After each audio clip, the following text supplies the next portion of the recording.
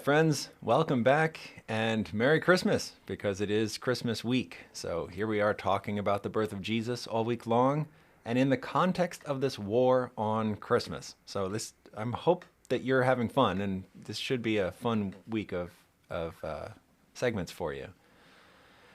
As always, though, we need to make sure that you're subscribed. So, do that right now if you haven't already. Like the page on Facebook, which will make you a follower of it, or hit the notification bell on YouTube, or go to, if you're on talkingdonkeyinternational.org, go to the podcast tab at the top of your page and then bookmark that page so you can access it more easily. And that has an archive of all of our episodes there. Thank you, by the way. It's Christmas season. It's a season of thankfulness. So I am so thankful for every one of you. This would not be the same without an audience. You are our audience, and therefore you are an integral part of what we're doing here. And thank you for your time. I know you have a million things to do, but thank you for sharing your time with us. Today on Something's Happening Here, we're continuing this discussion about the war on Christmas, but we are going to actually take a more historical look at it today. And so we are looking at an article by History.com, which alleges to be an objective source. Whether it is or not is up to you to decide. But this article was originally published about 5 years ago in 2017. It was updated a year later in 2018. And it's going to purport to teach us some stuff. It begins with an overview of the war on Christmas, but it goes back in time to talk about the Puritans. The Puritans were against Christmas too. So from the article, the Puritans were Protestant English reformists who gained distinction in the 16th and 17th centuries. After King Henry VIII broke away from the Roman Catholic Church and created the Protestant Church of England, Puritans sought to further reform his newly founded church. For centuries, people had been celebrating Christmas by going to church, closing businesses, singing carols, and enjoying goblets of wassail with family and friends. Since most people of medieval England had little to celebrate, they looked forward to the Christmas season and a break from daily hardships. And by the way, you see the editorialization there, right? This is clearly not just objective history, but nonetheless. The Puritans, however, felt life should be lived solely according to the Bible. In their opinion, the Bible didn't reference celebrating Christ's birth at all, which is true, let alone recommend drinking and merrymaking, so they lobbied to ban Christmas. And there was some controversy there. So let's take a break from the article just for a moment. The controversy that we see is over the way that Christmas is celebrated. That's kind of similar to the arguments that we're having right now, isn't it? We all know Christmas is a thing, but we argue over how it's celebrated. So there's a principle in the Bible from Ecclesiastes chapter 1, verse 9, that says that that which has been in the past is what will be again, because there is nothing new under the sun. That history just repeats itself over and over and over. So we see the war on Christmas, even though the form it takes is very different now than it was 500 years ago, is nonetheless, at its core, the same. We just argue over the way that it's celebrated. So the general principle behind what the article is saying is not wrong. There has always been a midwinter solstice-related festival in Christian cultures and non-Christian cultures alike. And they always all have the same thing in common, which is recognizing this is the time of year when it's cold, it's dark, it's bleak, everything is sleeping or dying. and it's the moment in time when the sun ceases to shrink in time that it's visible during the day and begins to increase again. And so in many pagan cultures, this was a moment of like high spirituality because something in their pantheon of pagan gods was changing so that those gods were now making days get longer instead of shorter.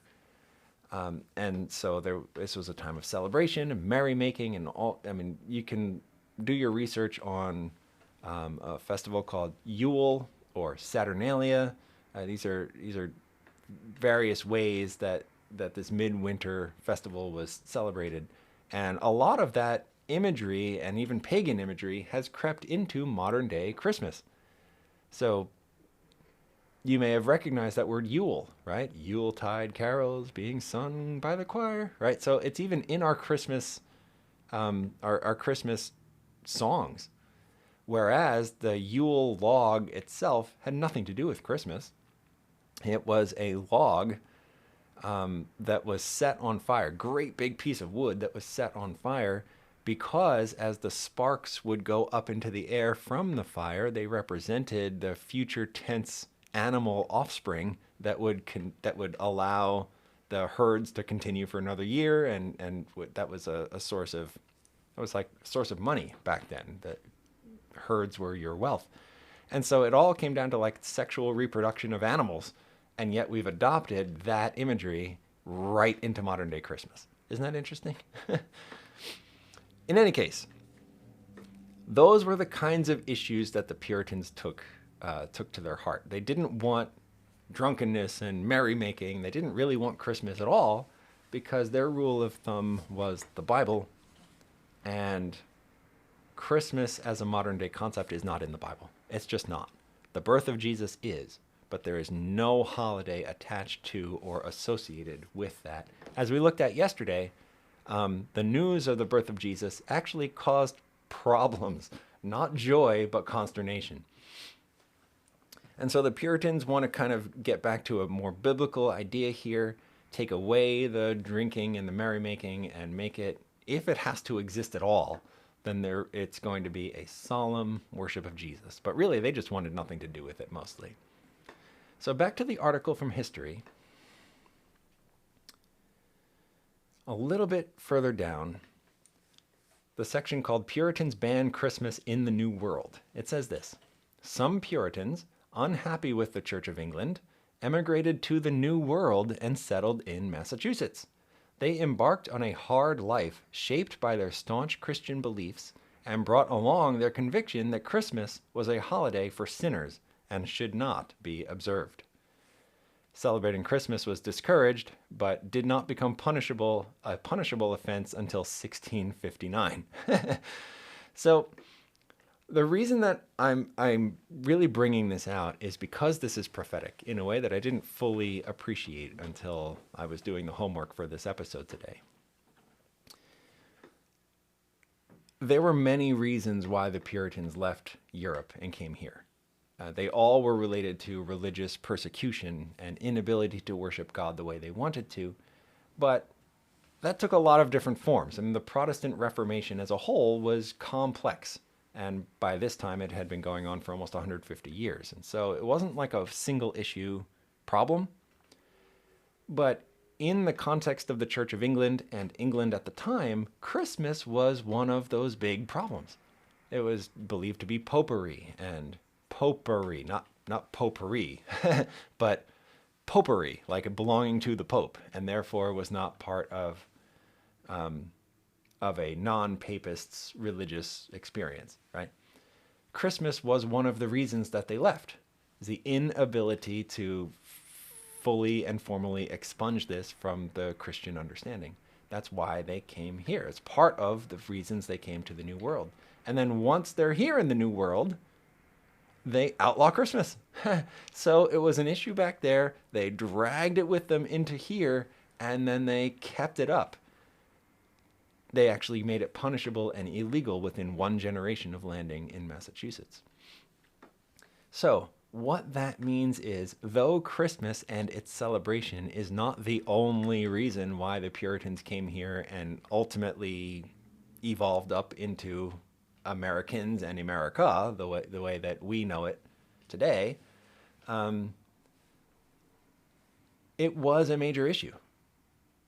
So, biblically speaking, prophetically speaking, we have looked at this in one of our episodes in the past a little bit, but I want to revisit it now because it's colored by what we're talking about. Please go to Revelation chapter 12. Meet me there in that really profound chapter. In Revelation 12, we follow the story of God's pure and true church, represented by a pure woman, dressed in the sun, standing on the moon with a crown of stars. She doesn't represent any one group of people because the people of God change as time goes on. So for the bulk of the Bible, it was the Jewish people. And even they were not always called the Jews. They were, Abraham was not Jewish. He was a descendant of Judah and a descendant of Eber, from which we get the words Jewish and Hebrew, respectively. But nonetheless, he wasn't called either one of those things. And it wasn't for generations after that that there became an Israel, and then the sons of Israel became the Israelites. And they were known as Israelites for a long time until after there was a civil war, and they split into the northern kingdom of Israel, southern kingdom of Judah. When that northern kingdom was destroyed and there was only Judah left, then that's where the word Jew came into the vocabulary, right? Because there were only Judah-ish people, Jewish people. My point is that they've been called many things over the course of the Old Testament, but it's that same group of people. But then it changes in the New Testament. Now we have these Gentiles joining the church, and it's not ethnic anymore, right? It's by faith, not blood. And then as Christian history has gone on, there's been apostasy and there's been the splintering of the Christian church and all that.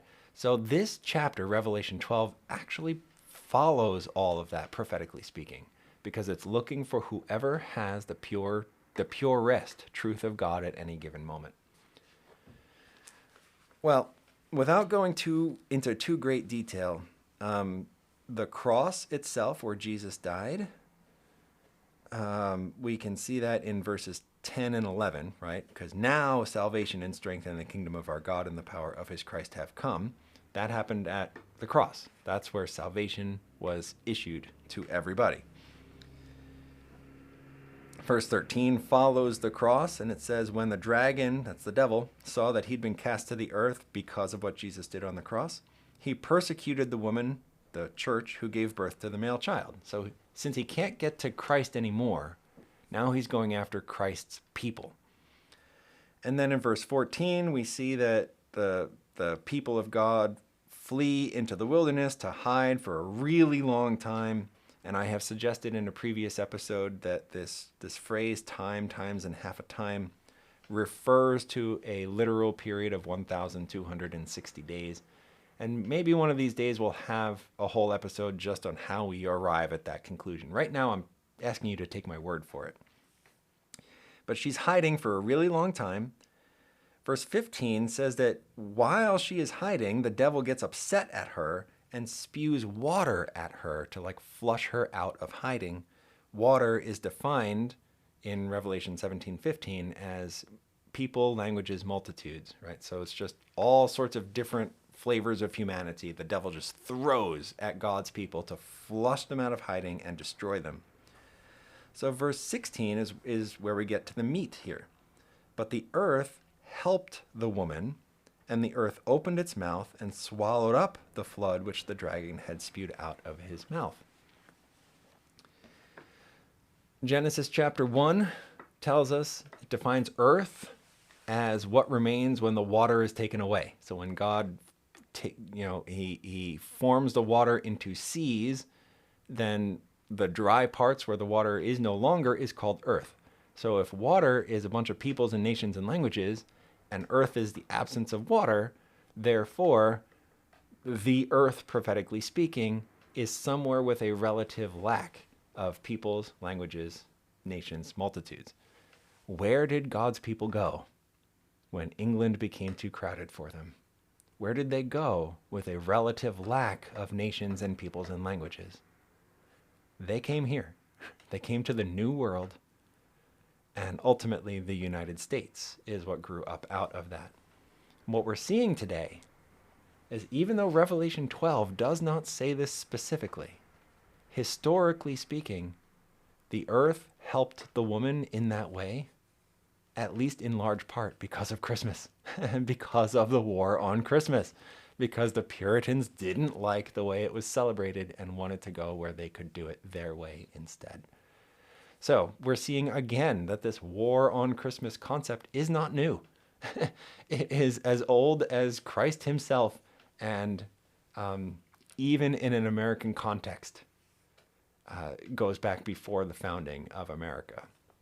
So I hope you're finding this interesting, friends, because we're only 2 days out of 5 into this topic, and I want you to come back and learn more with us in the future. Make sure you're subscribed, and we'll see you back here again tomorrow when we continue this topic. I'm Steve Hicks. This is Something's Happening Here. May God bless you, and I'll see you then.